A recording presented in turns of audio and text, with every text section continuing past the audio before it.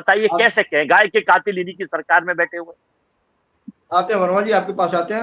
आचार्य अनुराधा, जरा एक बार फिर हम आपके पास आते हुए, निश्चित तौर पे आप एक आध्यात्मिक धार्मिक गुरु हैं, आप ज्योतिषाचार्य हैं, आप इन सारे महत्व को बड़े गंभीरता से गणना के हिसाब से जोड़ती हैं, देखती हैं, और एक सेकंड, साइंटिफिक रीजन के साथ भी आप बताती हैं कि क्यों हमारे लिए गाय महत्वपूर्ण है, और उस पर आप पूरी तरह से अपनी बात रख भी रही हैं।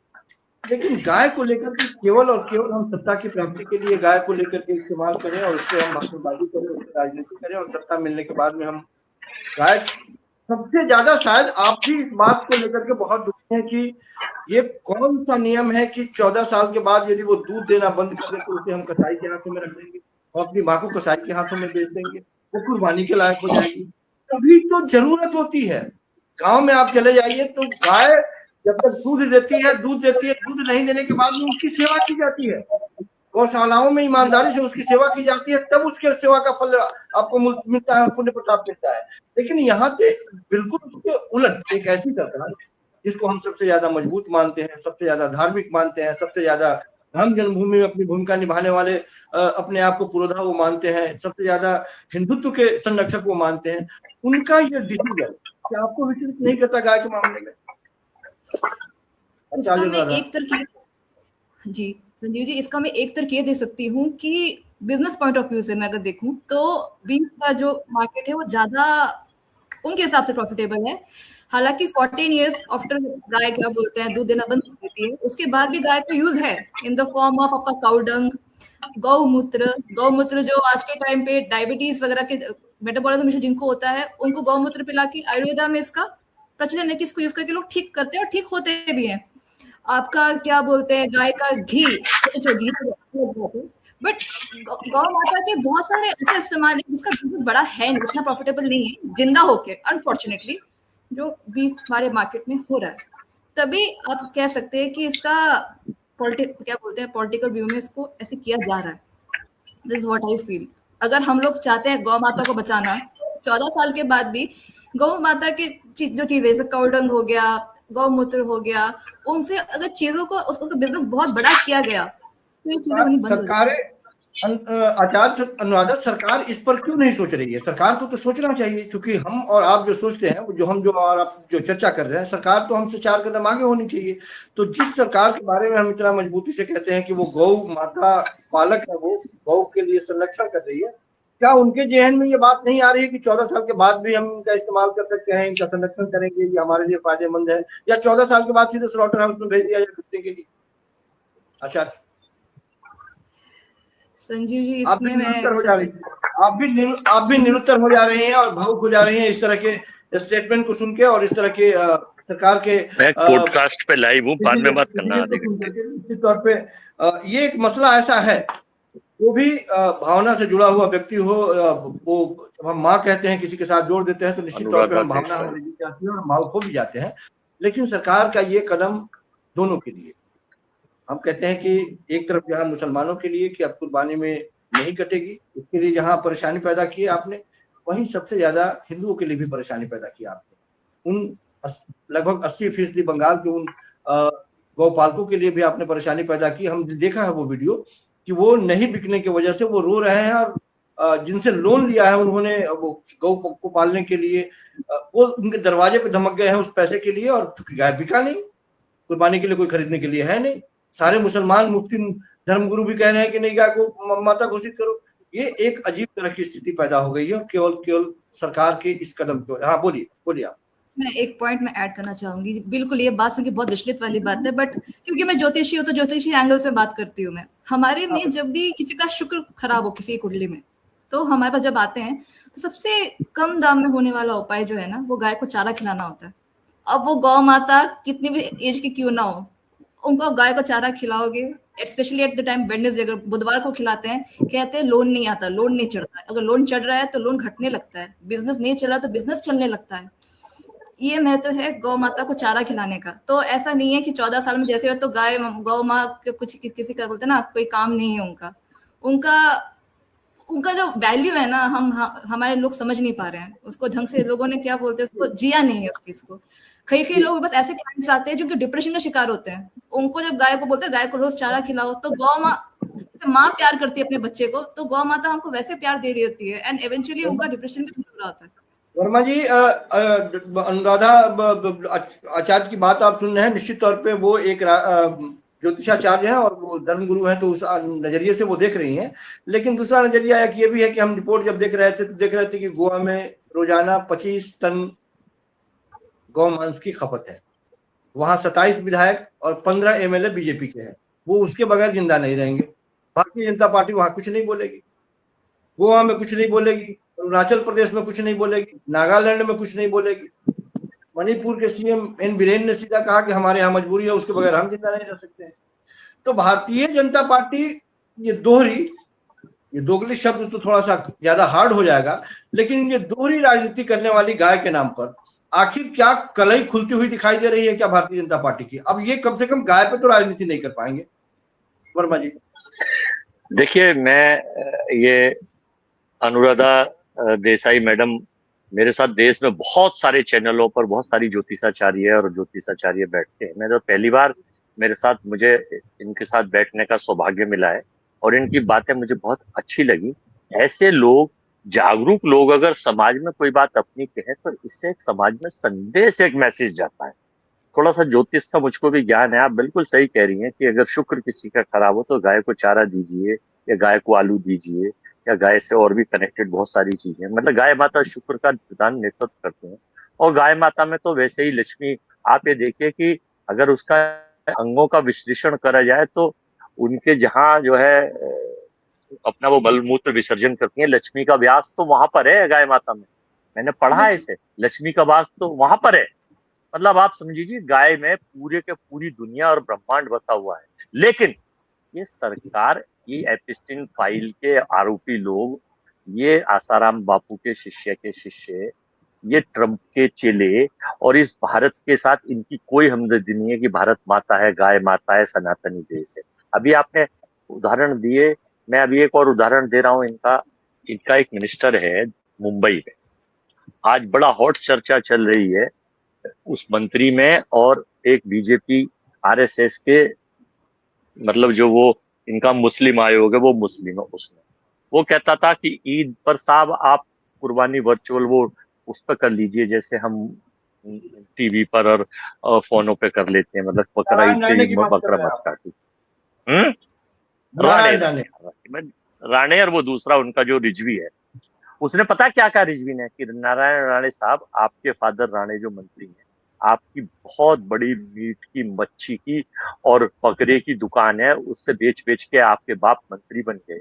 कम से कम, और आपके यहाँ मैं मीट मटन और सब खाने जाता हूँ और इतना बढ़िया बनता है, आप कम से कम उसको तो मतलब ये समझ लीजिए बेच रहे हैं, काट रहे हैं, मुर्गे कटवा रहे। अरे जीव तो जीव है, आत्मा तो सब में जीव, चाहे मुर्गा कटे बकरा कटे। मैंने तो मांग करी थी, आज तक पे था मैं रिपब्लिक टीवी पर था, मैं टाइम्स नाउ भारत पे था, मैं इंडिया टीवी पर था, मैं न्यूज एक्स पर था, मैं इंडिया न्यूज पर था। मैंने मांग करी एक सुर में कि हम अपनी पार्टी से राहुल जी से लिखवा के देते हैं, सरकार अगर 24 घंटे में जैसे नोटबंदी का निर्णय ले करे बैन और सारे पशुओं की बलि बैन करे। और मैंने अनुरोध किया कि कामाख्या देवी हैं, बहुत सारे धर्मगुरु नकली बैठ गए थे, बहुत सारे लवादा ओढ़ के और नकली ज्योतिषाचार्य बन के सब बलि बहुत बुरी चीज है, हत्या नहीं करनी चाहिए। मैंने कहा कामाख्या माँ का मंदिर है आसाम में, मेरी असम के मुख्यमंत्री से अनुरोध है, मोदी जी से, कि वहां पंच बलि होती है, भैंसे की बलि होती है, बकरे की बलि होती है, खरगोश होता है, कबूतर की बलि होती है, उसे रोक दीजिए हिंदू धर्म के। अच्छा, और मैंने एक चीज और कही,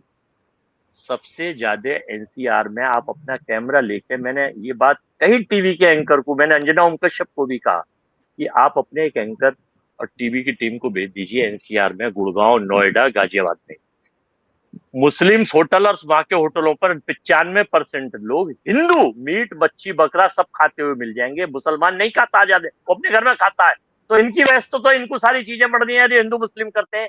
तो इनके धात, ये इनकी पॉलिसी बिल्कुल देश को पैरालिसिस करना चाहते हैं। देश गाय के नाम पर राजनीति करते हैं, गाय कटवाते हैं, संतों के नाम पर राजनीति करते हैं, संतों को पिटवाते हैं, महिलाओं के नाम पर राजनीति करते हैं, महिलाओं से बलात्कार की दर उत्तर प्रदेश में सबसे ज्यादा अत्याचार महिलाओं पे हो रहे हैं। एनसीआरबी का आंकड़ा है, मैं नहीं कह रहा।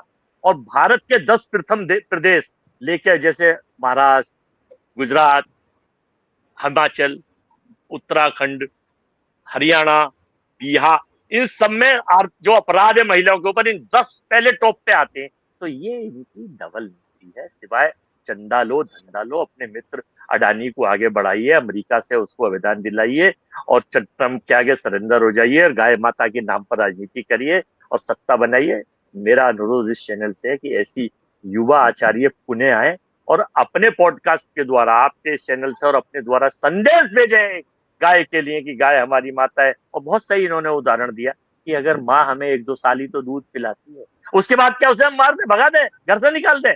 बहुत ही मतलब इस स्टेटमेंट को तो हेडलाइन में चलाई, देखे कैसे नहीं जाकर होगा। लेकिन शर्मनाक और निंदनीय ये आसाराम बापू के अत्याचारी ने महिलाओं का इसलिए नहीं पता, अपनी पत्नी को छोड़े बैठे हुए हैं, इसलिए महिलाओं से इन्हें कोई संबंध नहीं है, कोई रिश्ते नहीं है, बस ये यूज करना चाहते हैं, यूज एंड। तो मेरा फाइनली ये है कौशिक जी, आपने बहुत अच्छा मुद्दा करा, इसे विस्तृत प्रचार करिए, इनकी सारी चीजें। और मैं तो 100 नाम और दे दूंगा आपको जो इनके मंत्री, एमएलए, एमपी गाय खाते हैं, गाय की पार्टी करते हैं और फोटो डालते हैं। शर्मनाक और निंदनीय है, शर्मनाक और निंदनीय। वर्मा जी, मेरा मानना यह है कि जिसको जो खाना है खाए पिए, हमें उससे कोई एतराज नहीं है। लेकिन जब आप नियम कानून बनाते हैं तो वो नियम कानून सबके लिए होना चाहिए, पूरे हिंदुस्तान के लिए होना चाहिए, किसी एक शहर के लिए नहीं। Yes, exactly, exactly.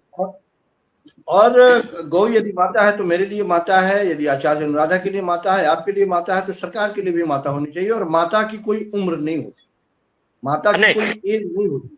एक सेकंड, और संबित पात्रा का एक स्टेटमेंट, इसका इनका जो प्रवक्ता आजकल बहुत तेज सुधांशु त्रिवेदी हैं, उन्होंने क्या कहा था कि ये वाली गाय तो गाय होती है, वो वाली गाय गाय नहीं होती, ये वाली गाय है, ये वाली गाय काटी जा सकती है, नहीं वो वाली गाय काटी नहीं जा सकती। मतलब अगर देसाई की मैडम महिला माँ है तो वो माँ है, और कौशिक जी की माँ नहीं है। तो दीजिए, बताइए कितनी शर्मनाक बात है। अरे माँ तो माँ होती है, वो अजय वर्मा की हो, मोदी जी की हो, कौशिक जी की हो, मैडम की हो, संबित पात्रा की हो, और सुधांशु त्रिवेदी की हो, रामलाल की हो, राहुल जी की हो, श्यामलाल की हो, नथू की हो, मोहन की, फकीरा की, चिंटू की, पिंटू की, लेकिन इनका एजेंडा है। अब आप मुश्किल ये है कि भारतीय जनता पार्टी की सरकार भी ये मानती है कि देश में सबसे ज्यादा गौपालक हिंदू हैं, और हिंदू यदि गौ नहीं बेचेंगे, यदि नहीं वो उसका पालन करेंगे और नहीं बेचेंगे, तो फिर वो कसाई के हाथ में नहीं जाएगा।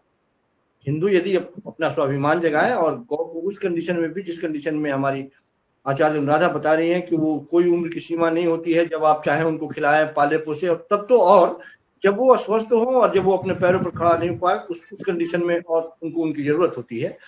तो निश्चित तौर पे ये एक ऐसा मुद्दा है जिस मुद्दे को लेकर के पूरे हिंदुस्तान में आज के वक्त में चर्चा छिड़ी है। इसी बीच हमारे साथ प्रेम सर दिखाई दे रहे थे।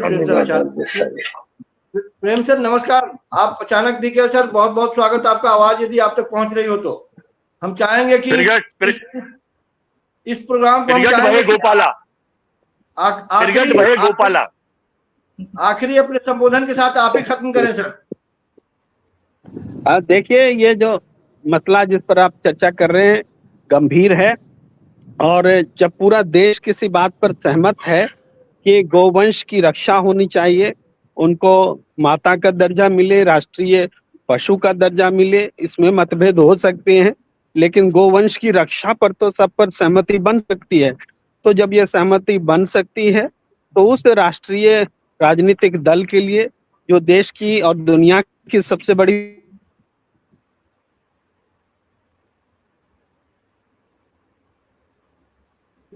प्रेम सर की आवाज कट रही है, वो निश्चित तौर पे कहीं थे और वो गाड़ी से उतर के वो घर जाते हुए क्रम में जुड़े हैं, और उनकी इच्छा थी कि कुछ अपनी बात रखें, लेकिन नेटवर्क के प्रॉब्लम की वजह से उनसे हम कनेक्ट नहीं हो पा रहे हैं। और वो भी यही बात कह, एक निर्णय सामने आना चाहिए। इसे हम समझते हैं कि एक राजनीतिक, इस पर सर्वदलीय बैठक भी बुलाना चाहिए, एक राष्ट्रीय विमर्श होना चाहिए, संसद बुलाया जाना चाहिए, फैसला लेना चाहिए। जी प्रेम कुमार जी, बहुत बहुत धन्यवाद सर। आखिरी वक्त में आपने भी अपना कीमती ओपिनियन दिया हम लोगों के बीच में और हम लोगों के दर्शकों के लिए। तो दर्शकों, आज के लिए इतना ही। और एक बात नोट के साथ, बहुत संवेदनशील मसला है, भावनाओं को काबू पर करने में बहुत मुश्किल हो रही है। आचार्य अनुराधा जिस समय बोल रही थी, निश्चित तौर पे उस गाय को केवल एक जानवर के जैसे नहीं, अपनी माँ के जैसे वो मान के चल रही थी। पूरा देश एकजुट है इस मामले में। वर्मा जी भी जो बात कह रहे थे कि हमें कोई एतराज नहीं है गाय के बारे में, वो भी महत्व बता रहे थे, लेकिन सरकार का यह निर्णय बेहद अफसोसनाक है और दिल को दुखाने वाला है। एक उम्र तय कर देना, या तो आप माने नहीं तो नहीं माने, शायद इस पे भी विवाद कम होता, लेकिन जिस तरह से आपने उम्र की सीमा तय कर दी है वो बेहद शर्मनाक है। ऐसा नहीं होना चाहिए। किसी भी माँ की उम्र तय नहीं कर सकते और उसके बाद में उसे स्लॉटर हाउस में नहीं बेच सकते आप, ये बेहद शर्मनाक है। आज अपने तमाम दर्शकों से विदा लेने से पहले आचार्य अनुराधा आपका बहुत बहुत शुक्रिया, आभार, आपने अपना कीमती समय दिया। अजय वर्मा जी आपका भी, और प्रेमचंद जाते जाते आप भी अपनी बात कह गए। अपने तमाम दर्शकों से एक अपील के साथ कि आपको यदि हमारी बातचीत और हमारा ये ओपिनियन यदि आपको अच्छा लगता हो, सूट करता हो, आपको लगता हो कि हमने कोई सार्थक बात की, तो आप हमारे चैनल को लाइक कीजिए, सब्सक्राइब कीजिए, शेयर कीजिए। किसी और नए मुद्दे के साथ मिलते हैं। नमस्कार। नमस्कार, धन्यवाद।